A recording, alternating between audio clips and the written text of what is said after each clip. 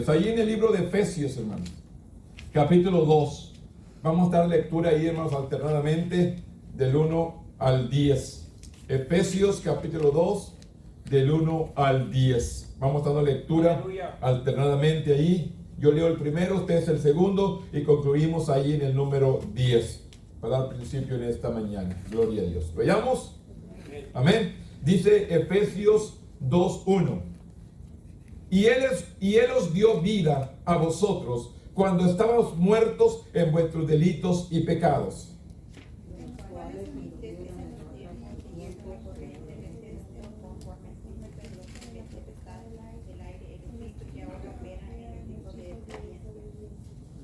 Entre los cuales también todos nosotros vivimos en otro tiempo en los deseos de nuestra carne, haciendo la voluntad de la carne y de los pensamientos, y éramos por naturaleza hijos de ira, lo mismo que los demás.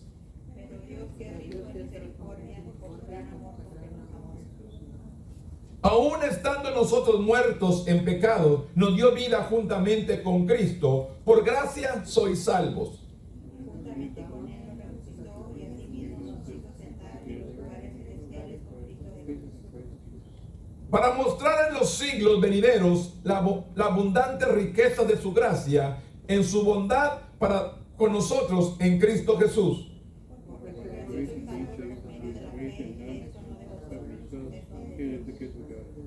Y no por obras para que nadie se gloríe, porque somos hechura suya, creados en Cristo Jesús para buenas obras, las cuales Dios preparó de antemano para que anduviésemos en ellas.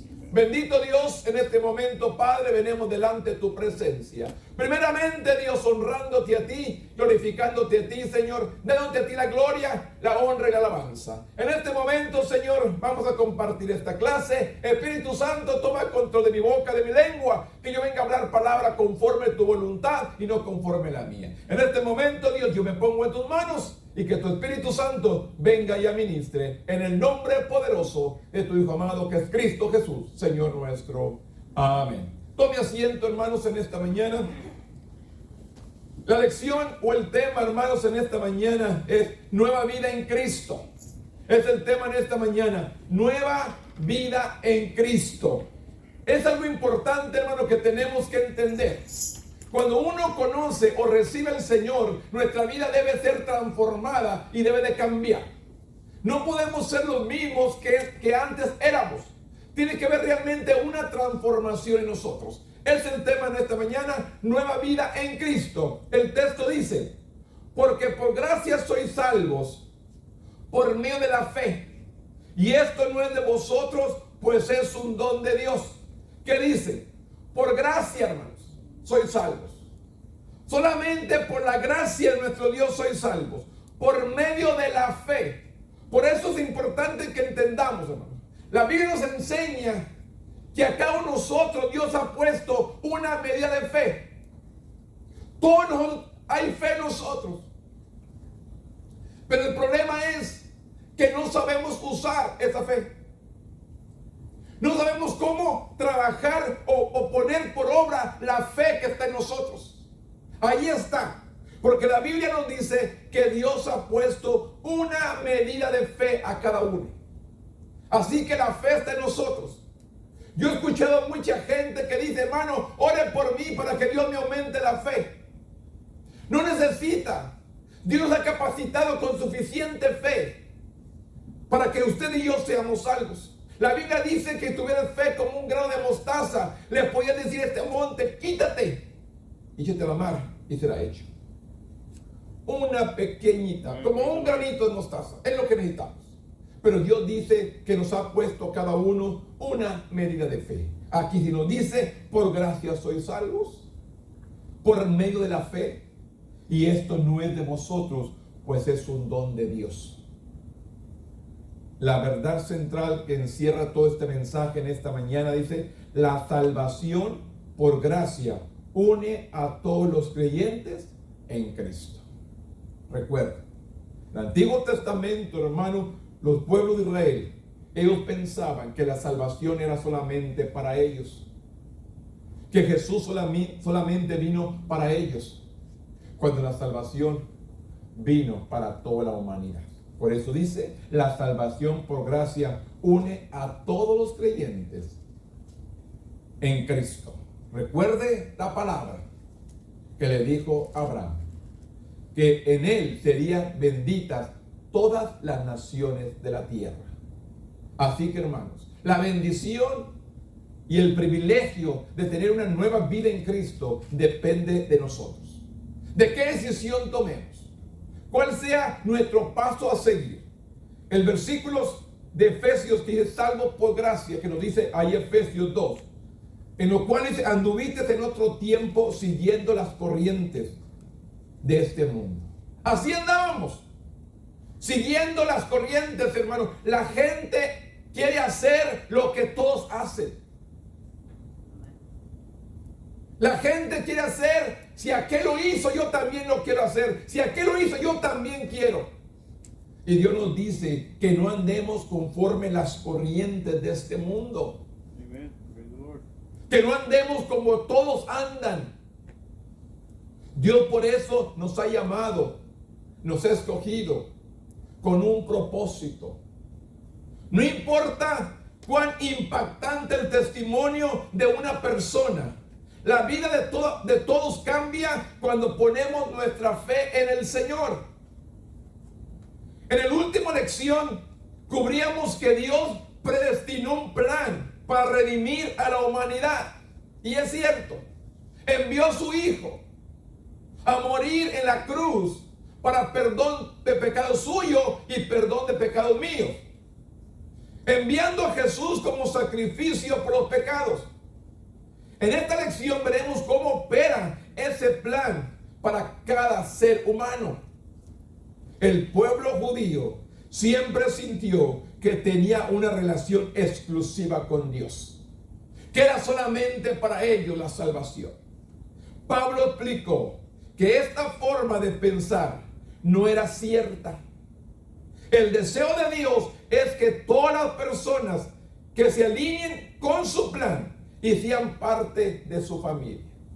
En otras palabras, que busquemos la voluntad de Dios, no la voluntad del hombre. Maldito el hombre que confía en el hombre, dice el profeta Jeremías. Maldito el hombre que confía en el hombre. Cuando nosotros ponemos nuestra confianza en otro ser humano y hacemos lo que ellos dicen, estamos erróneos. Estamos caminando en un camino equivocado. Usted y yo tenemos que aprender a dirigirnos por lo que Dios nos instruya y nos dirija.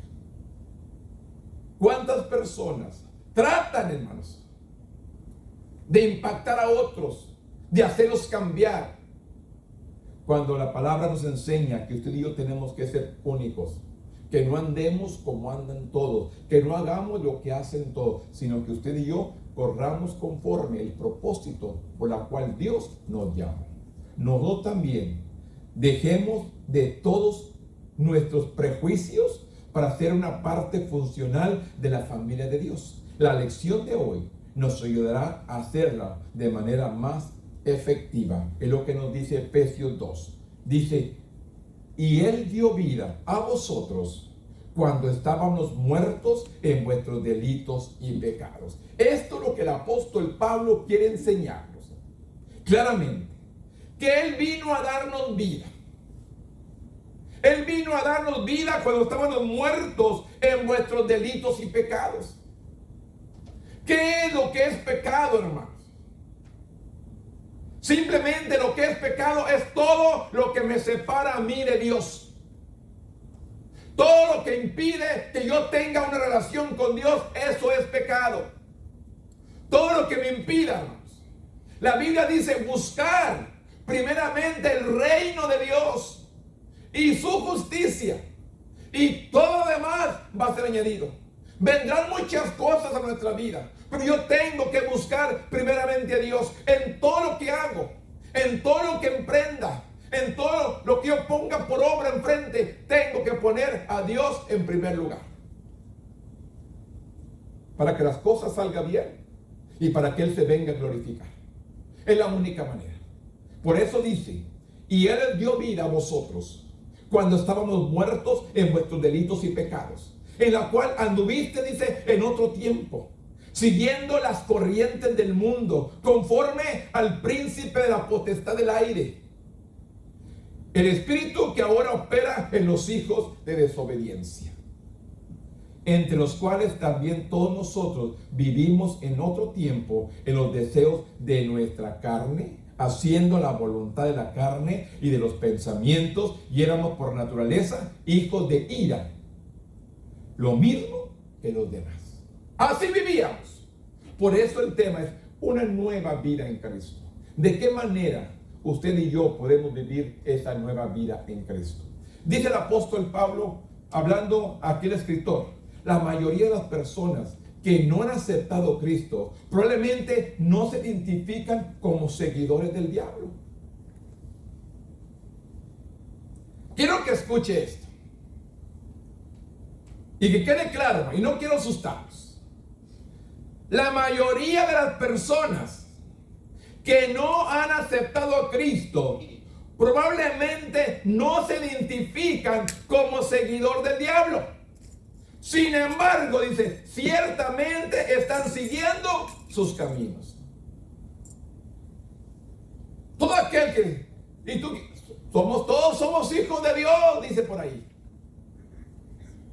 La mayoría dice, somos hijos de Dios. No, somos creación de Dios, pero hijo de Dios solamente aquel que le recibe en su corazón.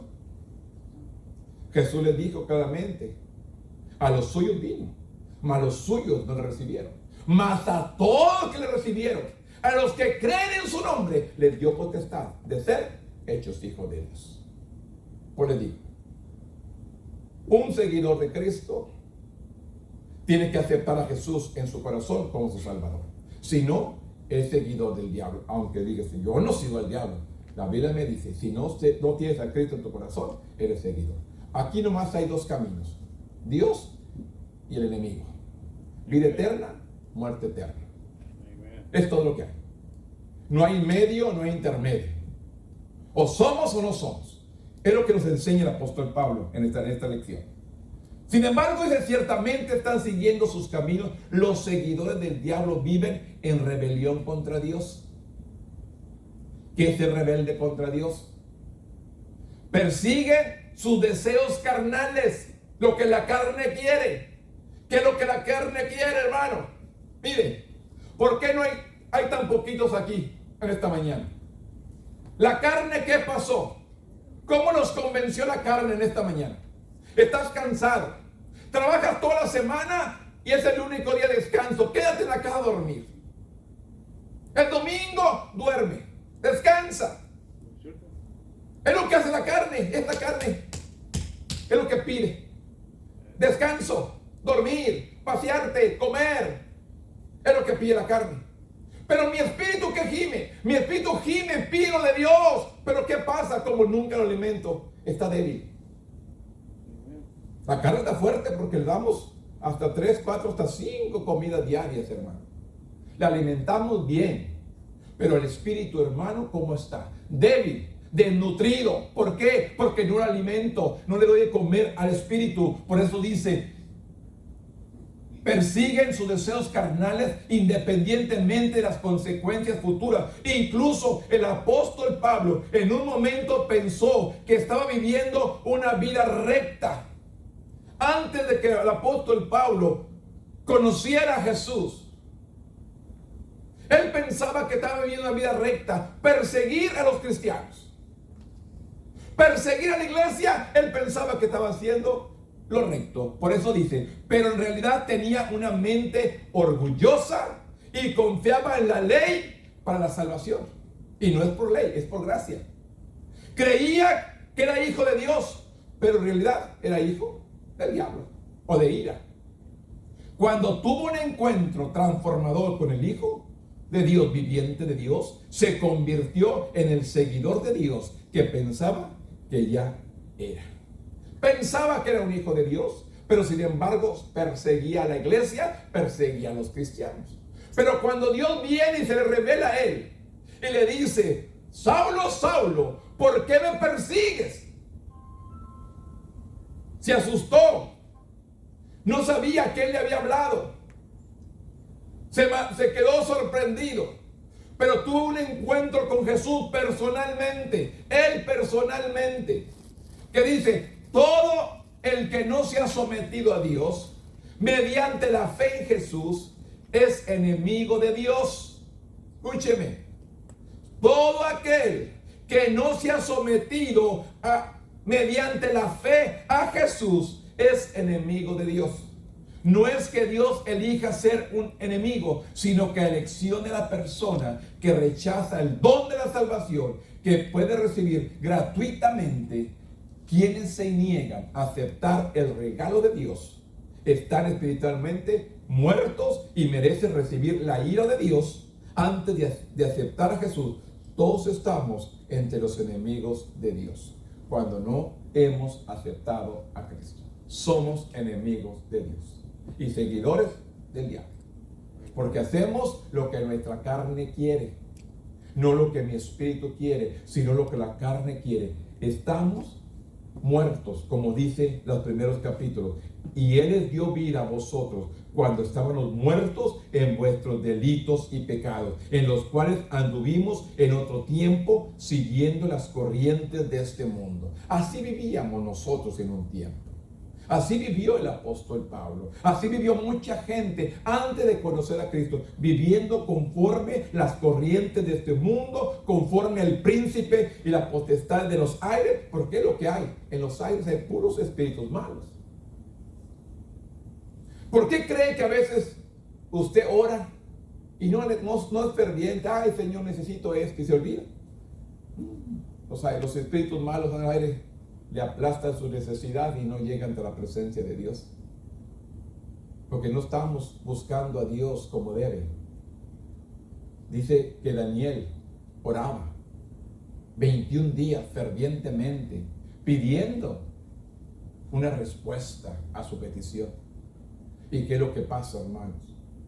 Dice que los espíritus en los aires, hermanos, estaban interrumpiendo. Dios le dice, del primer día te escuché, pero el espíritu de persa que estaba en el aire impidió que llegara tu respuesta. Tuve que enviar un ángel mayor para que luchara y te llevara la bendición. Y usted y yo decimos, Dios no me escucha, Dios no me responde. Dios responde, Dios hace, pero usted y yo tenemos una vida muy limitada con Dios. No queremos tener una vida correcta, como Dios manda y como Dios está pidiendo. Que dice, en espíritu y en verdad. Tenemos que bendecirlo en espíritu y en verdad. Dios está buscando, hermano, la sinceridad suya y la mía. Simplemente que seamos sinceros con Dios y nos presentemos delante de Él. Podemos decir, aquí estoy. Él sabe todas las cosas, Él entiende todas las cosas. Sí, pero yo tengo que tener una relación con Dios.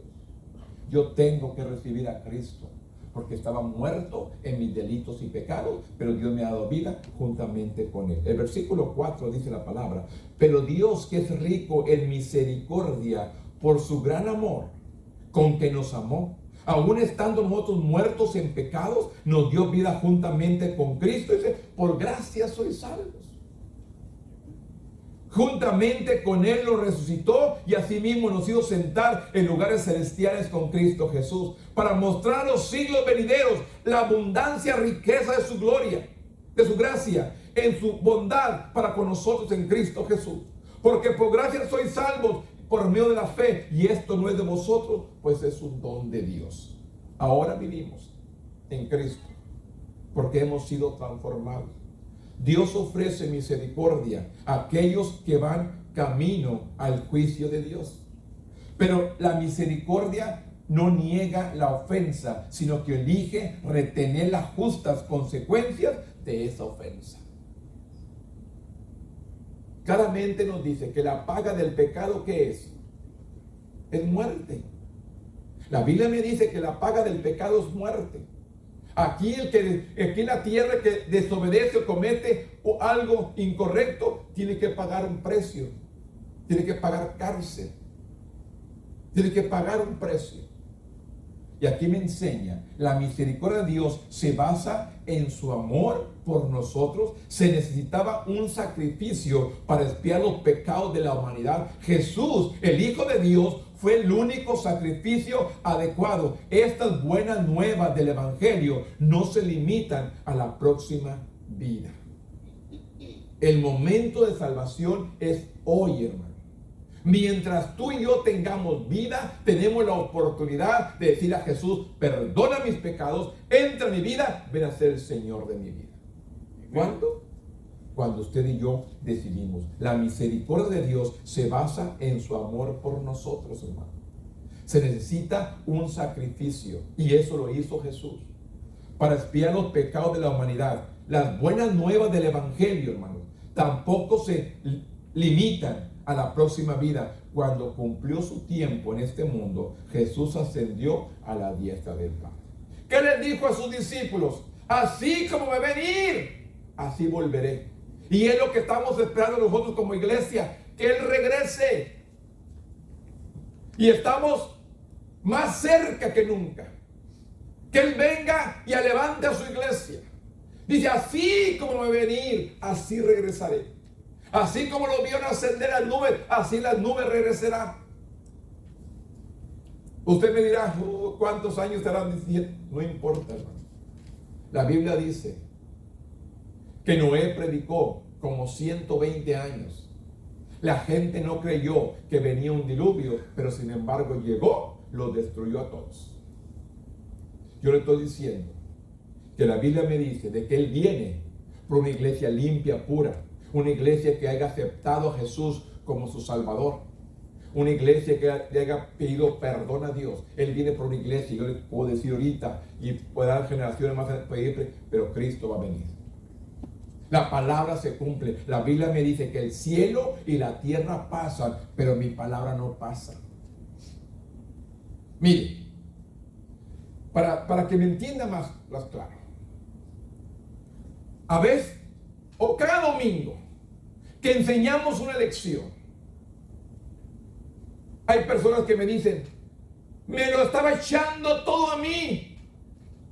No, hermanos. La palabra es viva y eficaz, y a cada uno de nosotros nos da conforme como estamos viviendo. Hay una persona que dice que ya no viene porque siempre que viene le predico a ella. No quiere venir porque le predico a ella. Nomás a ella le predico. Y le digo una cosa: esta lección está preparada, hermanos. Aquí tenemos las lecciones, mira, hasta febrero.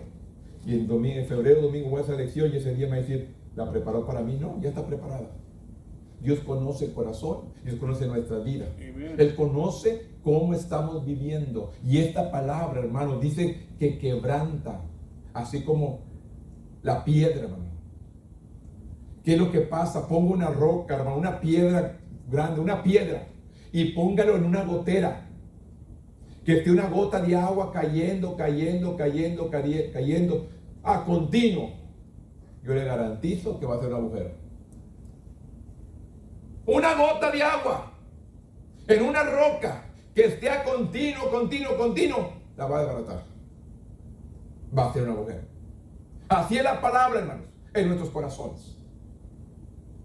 Así es la palabra. Viene, hermanos, dice la Biblia, Jeremías o Ezequiel, que Dios quitará este corazón de piedra y nos dará uno de carne. Un corazón de piedra lo va a quitar y nos dará uno de carne, que podamos recibir la palabra conforme el Señor nos está hablando, que por gracia sois salvos, y no por obras ni por nada bueno que hagamos. Es por la gracia y la misericordia de Dios. Claramente, ahí continúa intercediendo. Dice que el Padre, que Jesús está sentado a la diestra de Dios Padre, intercediendo por nosotros. Todo cristiano que se identifica con Jesús mediante la fe comparte la bendición de que ha obtenido a través de su sacrificio. Los cristianos tienen acceso a lugares celestiales porque en Cristo somos justificados, es decir, podemos permanecer juntos delante de Él, delante de Dios, por la justicia de Cristo. Por la justicia de Él, no por mis fuerzas, No por lo que yo pueda hacer, por la justicia de Dios, por la misericordia de Él, hermanos. Podemos llegar ante su presencia, hermanos, por la pura misericordia. La Biblia me dice que todo lo que pidiera el Padre en el nombre de Jesús, Él lo haría. Praise the Lord. Lo dice la palabra. ¿Qué tengo que hacer yo? Hablarla, declararla. Pues les digo, hermanos, ¿cuántos padres, hermanos, hablan mal de sus hijos? Y es lo que viene a crear. Los maldicen. Porque aquí hay poder en nuestra lengua, hermanos. Dios ha puesto parte de Él en nosotros. Dios nos dio de su espíritu. Dios nos dio aliento de Él, de vida de Él. ¿Qué dice la palabra? Que Dios dijo sea el sol y fue el sol. Separarse las aguas de la tierra y se separaron. Él dio su palabra y de eso puso en nosotros. Pero no hemos sabido usarla.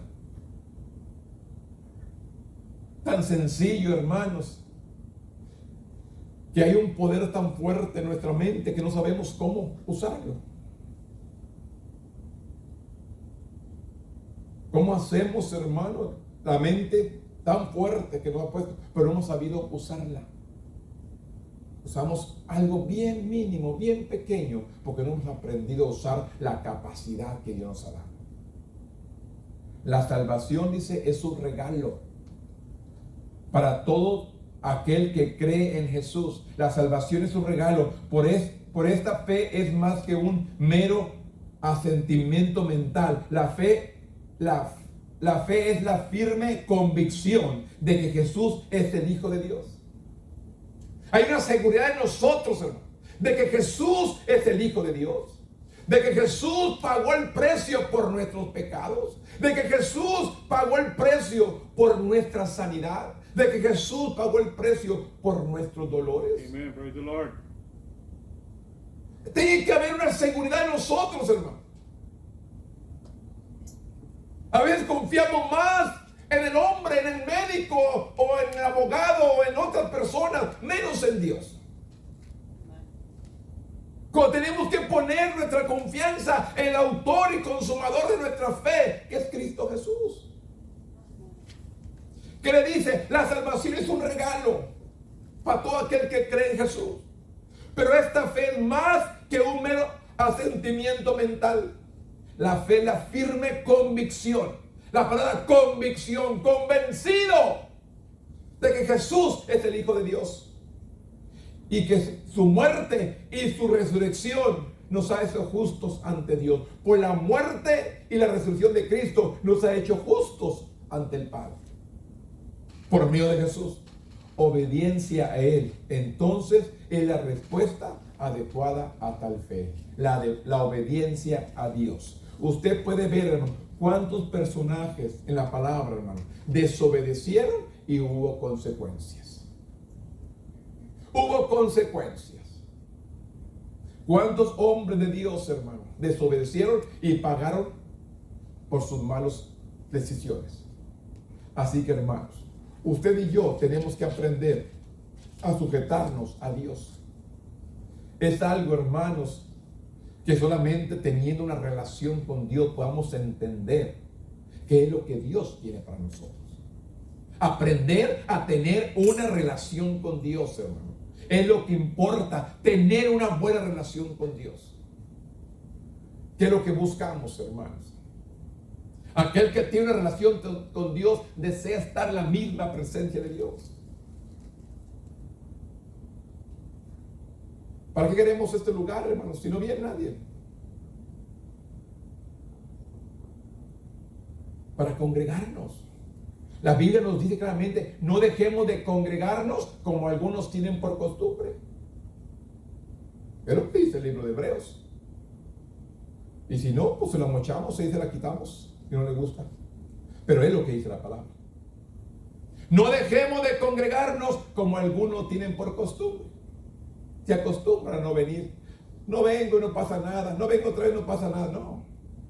La Biblia me dice, hermanos, que tenemos que congregarnos. Tenemos que escuchar palabra de Dios. Mire, en toda la semana, en todo el mes, o en todo el año, hermanos, porque algunos hasta al año cada año venimos a la iglesia. ¿Cuántas cosas oyen estos oídos? ¿Cuántas cosas ven estos ojos? Y al venir a la casa de Dios, yo vengo para que la palabra, Dios, su presencia, venga y quite toda esa basura que mis ojos han visto, que mis oídos han oído. Que Él venga a quitar la basura.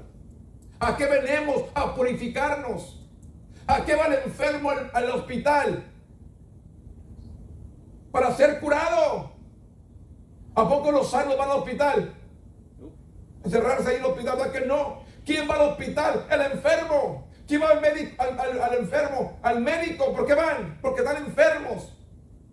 ¿Cuánta gente enferma espiritual está y no viene a la iglesia? Vamos al hospital porque estamos enfermos. Vamos al médico porque estamos enfermos. Pero ¿cuántos enfermos espirituales hay que necesitan venir a la iglesia para ser limpiados y no vienen? Pero que no le da la cabeza, hermano. Ay, si una uña le duele, dice, ay, ¿qué será? Ya estamos asustados, ya queremos corriendo al médico. Pero sin embargo, enfermos del alma y no buscamos a Dios. Es triste, hermano, pero es la realidad que estamos viviendo. Efesios 2:11 dice, por tanto acordaos de que en otro tiempo vosotros los gentiles, ¿quiénes son los gentiles? Aquel que no es judío. En cuanto a la carne, era llamado incircuncisión, por la llamada circuncisión hecha con mano de la carne. En aquel tiempo estaba sin Cristo, alejados de la ciudadanía de Israel y ajenos a los pactos de la promesa, sin esperanza, sin Dios en el mundo. Pero ahora en Cristo Jesús, vosotros que en un tiempo estabas lejos, habéis sido hechos cercanos por la sangre de Cristo. Porque Él es nuestra paz, que de ambos pueblos hizo uno, derribando la pared intermedia de separación, aboliendo en su carne las enemistades de la ley, de los mandamientos en sí mismo, de los dos, uno solo, un nuevo hombre, haciendo la paz, y mediante la cruz, reconciliando con Dios a ambos en un solo cuerpo, matando en ellas las enemistades. Y vino y anunció las buenas nuevas de paz a vosotros que estaban lejos y a los que estaban cerca, porque por medio de Él, los unos y los otros, tenemos entrada por un mismo espíritu al Padre. En el Antiguo Testamento los gentiles estaban fuera del campamento de Israel. Ellos no podían ir al templo. Estaban fuera del campamento. ¿Se acuerdan la parábola de los 10 leprosos? Que nosotros a veces digamos, esos de todos 10 nomás uno agradecido volvió. No, él no podía ir al sacerdote porque no era judío, era extranjero. Todos presentaron ante el sacerdote para presentarse y ser purificados, que ya estaban limpios de la lepra, pero él no pertenecía. Entonces él regresó a Jesús. Dale gracias.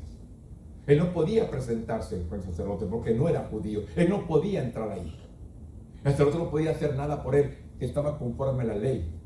Por eso vino Cristo a quitar todo ese rendimiento, hermanos, y hacernos libres. Que ahora usted no tiene que ir con nadie a confesarse. Usted puede venir aquí al altar, doblar su rodilla y decir, Señor, aquí está mi vida. Perdóname, límpiame, purifícame, santifícame. Hazme un hijo tuyo. Ahora podemos hacerlo libremente, presentarme ante Dios. No necesitamos un intermediario. La Biblia me dice que Jesús es mi sacerdote, que me intercede al Padre. Él es mi intermediario. Cristo es el único intermediario. Yo quiero ir al Padre, le pido al Padre por medio de Jesús. Yo me puedo presentar en este altar, Señor, aquí estoy. Esto es lo que tenemos que hacer. No necesitamos que nadie interceda por nosotros. Usted y yo lo podemos hacer solos, por medio de Cristo Jesús. Por eso dice, los gentiles estaban fuera del campamento de Israel, podían seguir a Dios solo si renunciaban a su propia herencia y seguían el camino del pueblo judío. Como extranjeros alejados de la ciudadanía de Israel, no conocían las promesas del pacto que Dios les había dado a su pueblo. Como forasteros o extranjeros, el gentil no tenía privilegios espirituales que prevenían de la asociación con Dios. Los pactos hechos con Abraham, Moisés, David no ofrecían ningún beneficio para los gentiles. Estaban separados de Dios y sin esperanza. Eso es lo que Cristo vino a hacer, hermanos.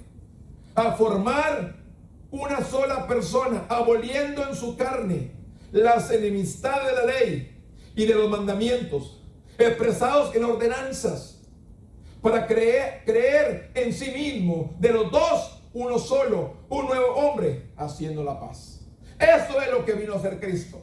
Asimismo, es importante reconocer la condición que estamos antes de conocer a Jesús. La única manera de tener una relación adecuada con Dios es a través del don de la salvación. Antes de la salvación, no sabíamos lo que nos faltaba. Puede que ni siquiera supiéramos que estábamos perdidos. Pero ahora que hemos recibido la salvación, no debemos nunca dar por sentado el regalo de Dios, ni olvidar que nos habríamos perdido si no fuera por el amor de Dios por nosotros, que se ve en el precioso sacrificio de Cristo en la cruz del Calvario. Mire, hermanos, realmente no valoramos, realmente no hemos valorado el sacrificio que hizo Jesús en la cruz. Realmente no valoramos lo que tenemos, hermanos. Mire, yo le digo un ejemplo, hermano, bien sencillo. Los hijos van y compran, necesito esto, necesito el otro. Pero a ellos, mira, $80, $100 un par de tenis, a ellos no les duele. ¿Quieren un par de tenis? Cuesta $100, $80. A ellos no les duele, cómpralos. Y ahí el papá y la mamá van a pagarlos. Pero sin embargo, hermanos, cuando ellos tienen su propio dinero, se les hace duro. No, para eso tú eres el papá. No quieren gastar su dinero porque les duele. Así mismo, hermano, Jesús murió. Y como no fue mi sangre, no fui yo, como que no valoramos realmente el sacrificio que hizo Cristo. No hemos aprendido a valorar el sacrificio que hizo Jesús en la cruz del Calvario. Por tu pecado y por el mío. No hemos aprendido a valorar, a apreciar lo que hizo Jesús en la cruz del Calvario. Él dice, hermanos, claramente, es un versículo bíblico que me leo todas las mañanas, que dice: ¿quién ha creído en nuestro anuncio? ¿Sobre quién se ha manifestado el brazo de Jehová? Subirá cual renuevo delante de él, y como raíz de tierra seca no hay parecer en él, ni hermosura le veremos más inatractivo para que lo deseemos. Despreciado y desechado entre los hombres, varón de dolores, experimentado en quebranto, y como que escondimos de él su rostro, fue menospreciado y no lo estimamos. Ciertamente llevó nuestras enfermedades, sufrió nuestros dolores, nosotros estuvimos por azotados, por herido de Dios y abatido. Mas el herido fue por nuestra rebelión, molido por nuestro pecado, y el castigo de nuestra paz fue sobre él, y por su llaga fuimos nosotros curados. Todos nosotros nos descarriamos como ovejas, cada cual se apartó por su camino, mas Jehová cargó el pecado de todos nosotros. Esta es la palabra, hermanos. Y esto es lo que el profeta Isaías profetizó muchos años antes de que Cristo viniera. Pero él, hermanos, hizo todo esto por amor a ti y por amor a mí. Pero sin embargo no hemos apreciado, no hemos valorado lo que Cristo hizo en la cruz. Estamos viviendo, hermanos, a las corrientes del mundo. Lo que el mundo ofrece, lo que el mundo da. Pero realmente no hemos valorado. No hemos valorado realmente, hermanos, a Jesús. Por eso es necesario que entendamos, hermanos. Debemos dar entendido que el regalo de Dios, que no olvidemos que habríamos estado perdidos si no fuera por ese amor de Dios que murió en la cruz del Calvario para perdonarte a ti y perdonarme a mí. Es lo que yo tengo que aprender a valorar. Yo tengo que aprender a apreciar que Él pagó, hermanos. ¿Qué dolor hay que no venga Dios y nos lo quite? ¿Qué enfermedad hay que no haya que Dios venga y nos sane? Dice que Él pagó todo. Pero nosotros estamos usando la medida de fe que Dios ha puesto, la capacidad que Dios ha puesto. A cada uno nos ha dado suficiente capacidad, hermano, para usarlo. ¿Qué tenemos que hacer? Poner por obra lo que Dios ha puesto en nuestras manos. Efesios 2:13 dice, 2:13 al 18, porque por medio de Él los unos a los otros. Porque por medio de Él, los unos y los otros, tenemos entrada por un mismo espíritu al Padre. Para describir los gentiles como parte de la familia de Dios, Pablo usó una imagen de alguien que había sido apartado para que ahora estuviera unido. Jesús mismo murió en la cruz y resucitó de los muertos para que todos aquellos que le siguen puedan experimentar una vida eterna. Esto es, hermano, lo que la humanidad está pidiendo, un día estar en la misma presencia de Dios. Todos queremos, hermanos, cuando nos muramos, ir a la presencia de Dios. O no todos queremos aceptarlo a Cristo como nuestro Salvador, apartarlo de todo lo que el mundo ofrece. Sí queremos irnos con Dios, pero no queremos pagar un precio. Hay un precio que pagar. Tenemos que rechazar lo que el mundo ofrece, lo que el enemigo nos ofrece en este mundo. El enemigo nos ofrece tantas cosas para hacernos caer de la gracia de Dios. Pablo usó la palabra paz para describir una nueva condición de los creyentes gentiles. Esa paz nos recuerda la palabra hebrea shalom, que también habla de ser justificado ante Dios. Al vivir en esa paz, no tenemos nada que temer ni de qué preocuparnos. Escuchen, no tenemos por nada de qué preocuparnos al tener la paz de Dios. Esta paz se basa en la confianza de que Dios se preocupa por nosotros. Los gentiles que se aceptaran la obra de Jesús experimentarían esta paz, tal como le hicieron los judíos cuando creyeron. Esta paz también tiene que ver con la unidad entre los creyentes y gentiles judíos. La obediencia a la ley era por un punto de conflicto entre ellos. ¿Por qué Dios le dio las leyes, hermanos? Por los problemas y conflictos que tenían entre ellos. Los gentiles que aceptaban la obra de Jesús experimentan esta paz, tal como lo hicieron los judíos cuando creyeron. Esta paz también tiene que ver con la unidad entre creyente y gentil y judío. La obediencia a la ley era un punto de conflicto entre ellos, pero la muerte de Jesús fue el cumplimiento de la ley. La muerte de Jesús fue el cumplimiento de la ley. Al aceptar por fe su sacrificio, todos los creyentes estaban reconciliados con Dios y tienen paz con Dios unos con otros. El mensaje de Jesús sobre la paz con Dios era tanto para los que estaban cerca de Dios a través de la ley, como para los que vivían lejos de Dios, que son los gentiles. Tanto los judíos como los gentiles se habían desalineado espiritualmente con Dios y necesitaban reconciliarse con Él mediante el sacrificio de Jesús. Es la única manera que por medio de Cristo venía una reconciliación a la humanidad. Es triste, hermanos, pero el mundo está viviendo a su manera hoy en estos días. Usted me dice, ¿por qué esta situación? ¿Por qué tanta enfermedad? ¿Por qué tanta muerte? ¿Por qué tanto pecado? ¿Por qué tanta maldad? La desobediencia del hombre, hermanos. La maldad es lo que está perjudicando a la humanidad. La maldad de la humanidad. Necesitamos buscar de Dios, alimentarse, hermanos. Yo les he dicho, hermanos, en estos últimos funerales que he estado oficiando, hermanos, les digo, vayan de perdido el domingo a la iglesia, les digo, un día por semana, alimenten el alma espiritual, denle de comer a su alma está gimiendo, la tierra ahorita está gimiendo, hermano, para ser redimida. Están los temblores, están los volcanes, está la naturaleza, tantas cosas que están a nuestro alrededor, está pidiendo ser redimida por Dios. Y la humanidad, hermano, en sus deleites y pecados, en su misma maldad, en su misma vida pecaminosa, no quieren buscar de Dios, mientras la naturaleza está gimiendo ser redimida. Tal vez, mire, hermano, no vemos, pero la naturaleza gime ser liberada y va a ser liberada pronto por nosotros, hermanos, dormidos. No, pero hermano, eso es normal. Eso siempre pasa. Es naturaleza, sí. No te preocupes. No. Dios te dice, búscame. Dios te dice, búscame hoy más que nunca. Acércate a Él. Praise the Lord. Tenemos, miren hermanos, gente a nuestro alrededor que vive con nosotros, convive con nosotros y vive una vida, hermanos, no le importa. Y es triste. La gente no le importa. Pero sin embargo, es triste. Algo va a tener que suceder para que la gente se humille. Y va a dolernos.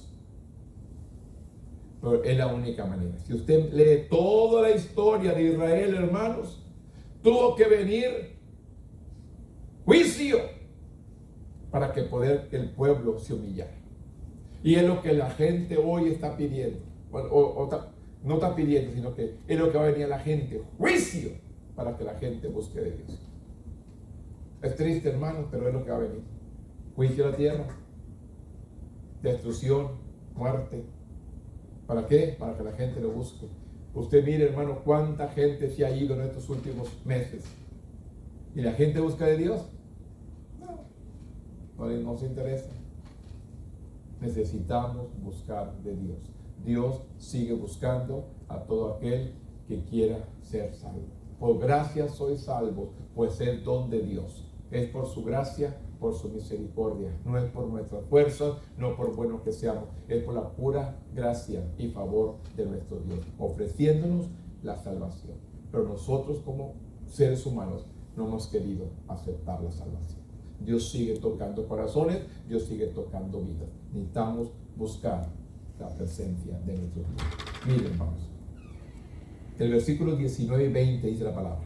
Así que ya no sois extranjeros ni advenedizos, sino conciudadanos de los santos y miembros de la familia de Dios, edificados sobre el fundamento de los apóstoles, profetas, siendo el principal piedra del ángulo Jesucristo mismo, el que tiene todo el edificio bien coordinado, va creciendo para ser un templo santo en el Señor.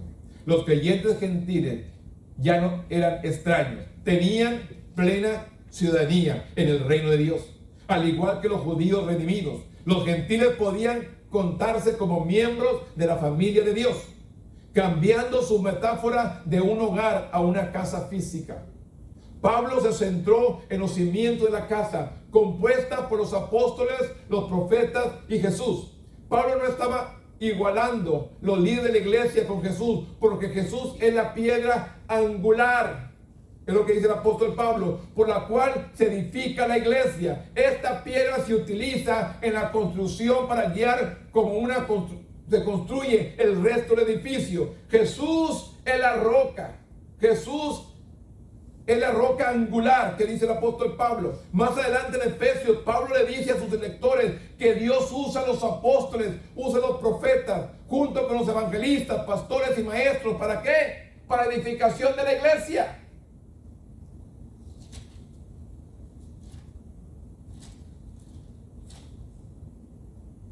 En el versículo 4, capítulo 4, versículo 11, dice la palabra, y él mismo constituyó a unos apóstoles, a otros profetas, a otros evangelistas, a otros pastores y maestros.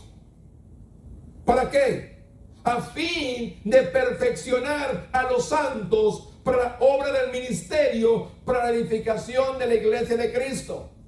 Ahí está el apóstol, ahí está el profeta, el evangelista, el pastor y el maestro. ¿Para qué? Para perfeccionar a los santos. ¿Qué es lo que estamos haciendo? Perfeccionando la iglesia, hablando en la palabra. Pero si la iglesia no viene, la gente no viene a la iglesia, ¿cómo pueden ser perfeccionados? Si no buscan de Dios. ¿Cómo podemos ser perfeccionados si no nos acercamos? Es como aquel hombre que dijo que él no creía en Dios. Estaba aquel peluquero, como le digo, cortándole el pelo, y le dice, yo no creo en Dios, y le testificaba, no, yo no creo en que Dios no existe, mire cuánto pecado, mira tanta maldad, tantas cosas que hace, no existe Dios. Entonces aquel que terminó de cortarle el pelo, salió para afuera y estaba un hombre con la greña bien larga. Y le dijo, entonces yo no creo tampoco que haya peluqueros. ¿Y qué soy yo? Yo sí. Si hubiera peluqueros, no hubiera hombres como aquel. Mira. No, dice, pues es que no viene a mí. Si viniera a mí, pues yo le cortaba el pelo. Lo misma cosa. Si tú vienes a Dios, Dios viene a limpiarte, a perdonarte. La gente no viene a Dios. Ahí está. Pero la gente no quiere venir a Dios. Es como todo, hermanos. ¿Por qué hay tanta gente enferma viendo médicos? ¿Por qué no van al médico? ¿Por qué no van a tanta gente greñuda? ¿Por qué no va? Porque no van a cortar el pelo, no van al peluquero, ahí está. Que no se acercan al peluquero. Dios ahí está. La gente no se acerca a Dios. La Biblia dice que Él es el mismo de ayer, de hoy y de mañana. Él es el mismo. Dios está en el mismo. Dios está en su trono. Jesús a su diestra. El Espíritu Santo está aquí entre nosotros, hermanos, tocando los corazones, quebrantando nuestras vidas, tocándolos con la palabra. Dios está en el mismo lugar. Lo que tenemos que hacer es acercarnos a Dios. Por eso dice, más adelante Efesios Pablo les dice a los lectores que Dios puso apóstoles, profetas, junto a los evangelistas, pastores y maestros para la edificación de la iglesia local. Son importantes, pero no son más importantes que la otra parte de la iglesia. El discipulado, que los líderes deben emplear ayuda a los creyentes a descubrir sus dones y el papel que desempeñan en la función de la iglesia. Porque como les digo, está, como dice aquí, apóstoles, profetas, evangelistas, pastores y maestros, pero también hay creyentes, también hay discípulos, también hay gente que ayuda. Hay de todo, hermanos, en la obra de Dios, pero no hemos encontrado la función para que hemos sido bendecidos. Mire, hermanos, simplemente, hermanos, venir, limpiar la iglesia, hermano, es un ministerio. Podemos hacerlo, pero la gente no quiere. Solamente venir una vez, hermano, al año, no hace daño, como dice por ahí el dicho. Hermano, yo quiero limpiar la iglesia ahora. Pues gloria a Dios, hermano, me da mucho gusto. Pero hay gente que lo hace, hermanos, y tampoco no tiene, como dice, que Dios lo sabe, es lo que importa. Él sabe todo lo que hacemos y con qué intención lo hacemos. Hay muchas maneras de ayudar, hay muchas de ser beneficio a la iglesia. Por eso dice, los que administran, los líderes, los que cantan, hay tantos, hermanos. Miren, ahí tengo instrumentos, hermanos, no hay quien nos toque. Y les digo una cosa, hay lugares, hermanos, que están peleando por tocar, no nos dejan tocar. Pero pueden buscar un lugar donde puedan administrar, pues no quieren. ¿Saben por qué? Porque quieren donde haya mucha gente, donde haya reconocimiento, donde haya fama, que lo reconozca la gente. No. Yo quiero que me reconozca el Señor lo que yo hago, no que la gente reconozca lo que yo hago. Que Él venga, hermanos, y te reconozca por lo que tú hagas. Dios, no el hombre. Yo les digo, el hombre te aplaude, te felicita, se voltea y te critica. Es lo que es el hombre. El hombre sí es. La humanidad sí es. Te aplaude, te pega un abrazo y te dice, felicito. Se voltea y dice, ni me gustó lo que predicó. Es lo que hace el hombre. El hombre te felicita, te dice, pues da media vuelta y te dice, ni me gustó. Mire, estos oídos lo han oído. Ellos oídos lo han oído lo que dice, hermano, me gustó su mensaje. Y ese hermano que le dijo, me invitó a cenar después del servicio. ¿Y qué es que me dijo? No, hombre, ese hermano agarró monte. No sabía lo que estaba diciendo. Lo acabo de oír que lo felicitó. Y ya cuando se iba conmigo allá afuera, me estaba diciendo que había agarrado monte, que no sabía lo que estaba diciendo. Es lo que es el hombre. Pues le digo, maldito el hombre que confía en el hombre. Mi confianza debe estar puesta en Dios. Praise the Lord. En Él. Esto es lo que es el hombre. Pues le digo, usted ponga su plena confianza en Dios y Dios no nos va a defraudar. Pero ponga la confianza en el hombre y le va a fallar. Termino con esto. Efesios 2:21 dice, y quien todo el edificio bien coordinado va creciendo para ser un templo santo en el Señor, en que vosotros también sois juntamente edificados para morada de Dios en el Espíritu. Pablo enfatizó la importancia de la unidad y usar la imagen de un edificio bien construido. A ver, ¿cuántos empiezan una casa y empiezan haciendo el techo? ¿Verdad que no? No podemos hacer el techo si no están los fundamentos abajo. A veces queremos empezar al revés. No, hay que empezar el principio, el piso, los fundamentos, que estén bien fundados. Mire, ¿cuántos edificios vemos, hermanos, que están partidos, craqueados por todas partes porque no tienen buenos fundamentos? Y así hay muchos cristianos, hermanos, por todos se enojan,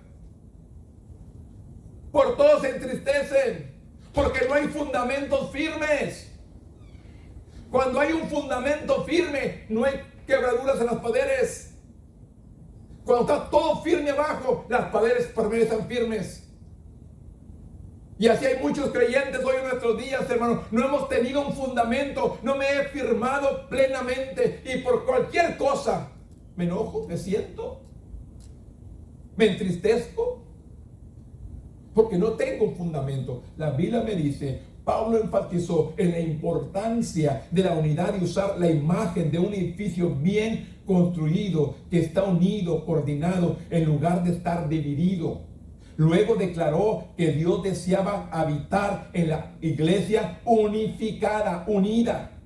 Además, aquellos que están en Cristo son guiados por el Espíritu, son morada de Dios, el lugar donde Dios encuentra su residencia.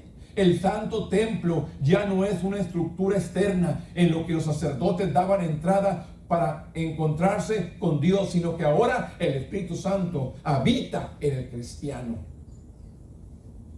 ¿Qué dice? Un edificio bien construido, que está unido, coordinado, en lugar de estar dividido. Dios nos quiere que estemos en un mismo sentido. Dios nos quiere que sintamos lo mismo. No se sienta, hermanos, no se enoje. Yo solamente estoy hablando lo que la palabra, lo que está escrito aquí, hermano. ¿Por qué le digo al principio? Cuando oro, pero salga una palabra que no debe salir, sino que venga a edificar, ayudarnos a crecer, para componernos. Exhorta a tiempo y afuera de tiempo, dice el apóstol Pablo a Timoteo. Tenemos que exhortar porque Dios quiere que lleguemos ante la presencia de Dios. ¿Para qué queremos estar aquí y no vamos a llegar ante Él, hermano? Estamos perdiendo el tiempo. Estamos aquí porque queremos un día estar en la misma presencia de Dios. Recuerde, fuera de Dios no hay nada. El único que me ofrece a mí vida eterna es Cristo Jesús.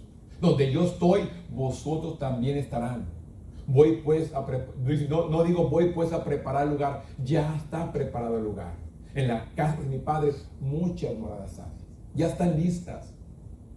Pero ¿cuántos nosotros vamos a llegar a esa morada? Tenemos que perseverar y seguir en ese camino. Pues dice, el lugar donde Dios encuentra su residencia es el santo templo. Ya no es una estructura externa a los sacerdotes deben entrar para encontrarse con Dios, sino que ahora el Espíritu Santo habita en el cristiano. Esto es lo que Dios está buscando de usted y mí. Termino. El ministerio de acción. Vea con amor y aceptación. Vea con amor y aceptación y como compañeros en la fe aquellos que tienen diferencias, creencias doctrinales no esenciales. Identifique áreas de prejuicio en su vida y busque remediar estas actitudes. ¿Cuáles son las actitudes que están perjudicando mi vida? ¿Cuáles son esas actitudes que están estorbando para que yo tenga una relación con Dios? Dios está trabajando con nosotros, hermanos. No se sienta. Mire, si usted se corta, hermanos, y le echamos un poquito de alcohol para desinfectar esa herida, ¿qué es lo que va a hacer ese alcohol en esa herida? Le va a arder. ¿Cuántos cuando estábamos chiquitos, hermanos, llorábamos antes que nos echaran alcohol? Todavía no entraron el alcohol y estábamos pataleando, llorando, echando gritos. ¿O nomás yo? Lo que es que ustedes también no se hagan. Antes de caer la gota de alcohol ya grita, ay. Todavía no me caigo el alcohol. Todavía no te he hecho nada, muchacho. Ya estamos pataleando. Bueno, hermanos, esta palabra viene a curar, a desinfectar esas heridas espirituales que tenemos. Por eso nos duele a veces la palabra. Hiere la palabra, toca, pero te va a sanar. El alcohol te va a matar toda infección y te va a curar y va a sanar completamente la herida. Es lo que hace esta palabra, hermano. Cura nuestras heridas espirituales. Nos sana para que vivamos una vida agradable a nuestro Dios. Yo les invito a buscar a Dios hoy más que nunca. Póngase de pie conmigo en esta mañana y demos gracias a nuestro Dios. Bendito Dios, en este momento, Padre, gracias. Te amo, Dios, porque tú eres bueno. Gracias, Dios, porque tú eres bueno. Gracias, Dios, porque tú eres santo. Gracias, Dios, porque tú eres eterno. Gracias, Dios, porque siempre nos escuchas. Gracias, Señor, por esta hermosa clase, Señor, en esta mañana. Ayúdanos, Dios, a cumplir el propósito por el cual tú nos has llamado. Te pido, Dios, que tú vengas a quitar todo lo que perturba, lo que estorba en nuestras vidas. Que podamos vivir una vida que agrade a ti, Señor. En este momento, Dios, te doy gracias por cada uno que estuvo en esta mañana, Padre. Que tú los enviaste, Padre, tú los trajiste aquí con un propósito, Señor. Espero que esta palabra, Señor, sea un aliciente para sus vidas. Que toque sus corazones, Señor, y te busquen a ti. Hoy más que nunca, Padre, vengo buscando tu gracia, tu favor y tu misericordia para este pueblo, Señor, que has puesto en mi encargo. En este momento, Señor, te doy gracias por esta palabra. Te pido que bendigas a cada uno el resto de la semana, que seas con ellos, que los guardes, que los protejas, que los bendigas en grande manera. Aquel que me va a escuchar en su casa más tarde, Padre, también te pido que seas con ellos, que los bendigas, que los guardes, que los protejas, Padre, y que pongas, Señor, en su corazón el deseo, el anhelo de venir a congregarse a la casa de Dios. En este momento, Padre, a ti sea la gloria, la honra y la alabanza, en el nombre poderoso de tu Hijo amado, que es Cristo Jesús, Señor nuestro. Amén. Gloria a Dios. Tome así.